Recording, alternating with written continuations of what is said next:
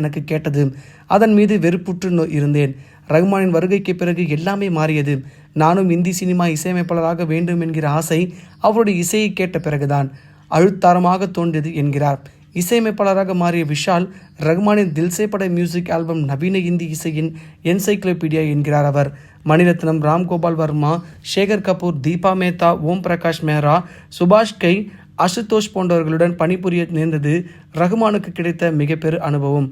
நஸ்ரத் வே அலிகான், அட்னன் சாமி, அம்ஜத் அலிகான், பூபன் ஹசாரிகா, பண்டிட் விஸ்வமோகன் பட் போன்ற உன்னத கலைஞர்களுடன் அவர் கைகோர்த்தார்.